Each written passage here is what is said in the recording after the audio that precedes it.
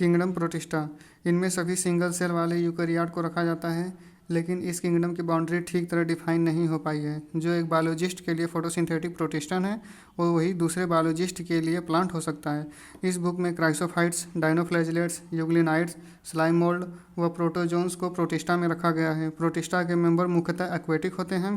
Protista plant, animal और fungi के साथ लिंक बनाता है, मतलब किंगडम जो प्रोटिस्टा जो है वो प्लांट, एनिमल और फंगी के साथ लिंक बनाता है। ये यूकेरियोट होने के कारण इनकी सेल में वेल डिफाइंड न्यूक्लियस तथा मेम्ब्रेन बाउंड ऑर्गेनेल्स होते हैं। कुछ में फ्लैजिला या सीलिया होते हैं। इनमें रिप्रोडक्शन एसेक्सुअल एंड सेक्सुअल होता है। सेल फ्यूजन एवं जाइगोट फॉर्मेशन द्वारा सेक्सुअल रिप्रोडक्शन करते हैं। अब आ जाते हैं किंगडम प्रोटिस्टा में जो पहला क्लास है क्राइसोफाइट, उसे पढ़ते हैं। इनमें क्राइसोफाइट में डायटम्स और गोल्डन अलगी, जिसे डेस्मिड्स भी कहते हैं, वे आते हैं। ये फ्रेश वाटर और मेरीन एनवायरनमेंट में पाए जाते हैं। ये माइक्रोस्कोपिक होते हैं तथा वाटर करंट में पैसिवली तैरते रहते हैं। इन्हें हम प्लैंकटन्स कहते हैं। अधिकतर डायटम्स फोटोसिंथेटिक होते हैं। डायटम्स में सेल वाल दो पतले ओवरलैपिंग सेल्स बनाती हैं। ये आपस में सोप बॉक्स की तरह फिट होते हैं। इनकी वाल्स में सिलिका होती है, जिस कारण ये वाल्स नष्ट नहीं होती हैं। इस कारण डेड डायटम्स अपने हैबिटेट में सेल वाल के डिपॉजिट्स अधिक मात्रा में छोड़े जाते हैं। करोड़ों वर्षों में डायटम्स की सेल वाल के डिपोजिशन से डायटमेशियस अर्थ का निर्माण होता है। ग्रिटी होने के कारण यह मिट्टी पॉलिशिंग में तथा ऑयल व सिरप के फिल्ट्रेशन में यूज होती है। डायटम्स समुद्र के चीफ प्रोड्यूसर्स होते हैं। अब डाइनोफ्लैजिलेट्स, ये ऑर्गेनिज्म मोस्टली मेराइन और फोटोसिंथेटिक होते हैं। इनमें उपस्थित मेन पिगमेंट के कारण येलो, ग्रीन, ब्राउन, ब्लू या रेड दिखाई देते हैं। सेल वाल की बाहरी सतह पर कठोर सेलुलोज की प्लेट होती है। अधिकतर डाइनोफ्लैजिलेट्स में दो फ्लैजिला होते हैं, एक लॉन्गिट्यूडिनल तथा दूसरा ट्रांसवर्स होता है।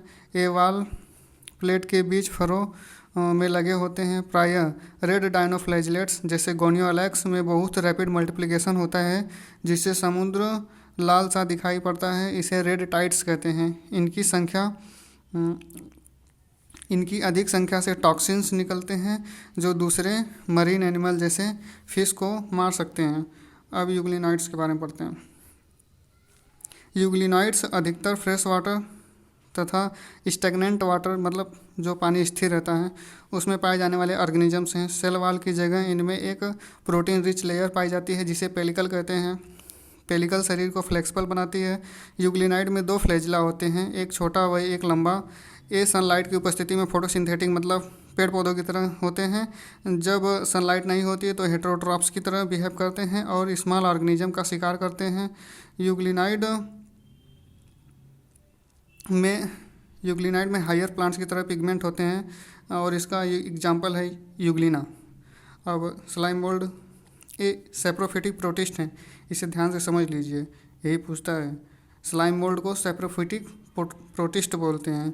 इनका शरीर डिकेइंग ट्विग, सड़ी हुई शाखा व लिप्स के साथ मूव करता है तथा ऑर्गेनिक मटेरियल को निगलता रहता है, मतलब इनगल्फ करता रहता है। सूटेबल कंडीशन आने पर ये एग्रीगेट होकर प्लाज्मोडियम बनाते हैं, जो कई फीट तक ग्रो कर सकता है या फैल सकता है। अनफेवरेबल कंडीशन आने पर प्लाज्मोडियम डिफ्रेंशिएट हो जाते हैं और फ्रूटिंग बॉडीज बनाते हैं, जिसके टिप पर स्पोर होते हैं। स्पोर में ट्रू वॉल्स होती है, जिसमें अधिकतर रेजिस्टेंट की क्षमता होती है और ये कई वर्षों तक एडवर्स कंडीशन में भी सर्वाइव कर सकते हैं। ये स्पोर एयर करंट द्वारा डिस्पर्स होते रहते हैं।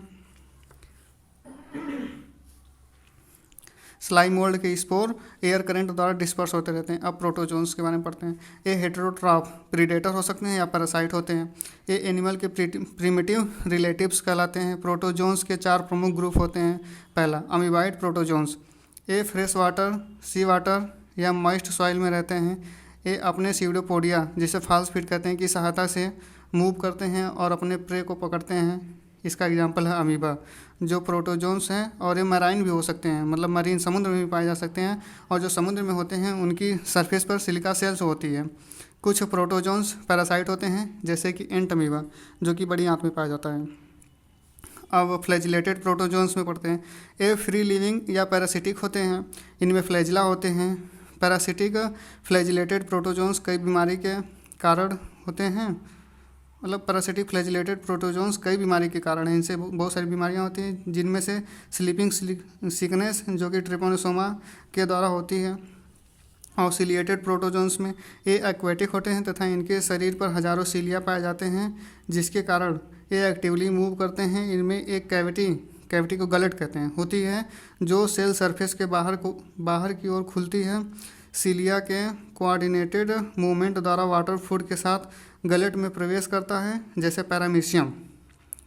सिलिएटेड प्रोटोजोन्स का सबसे बढ़िया एग्जाम्पल पैरामीशियम है, जिसे स्लीपर ऑर्गेनिल्स भी कहते हैं। अब स्पोरोजोन्स इसका लास्ट कैटेगरी है, ग्रुप है। इसमें वो ऑर्गेनिज्म आते हैं जिसकी लाइफ साइकिल में इन्फेक्शियस स्पोर लाइक स्टेज होती है।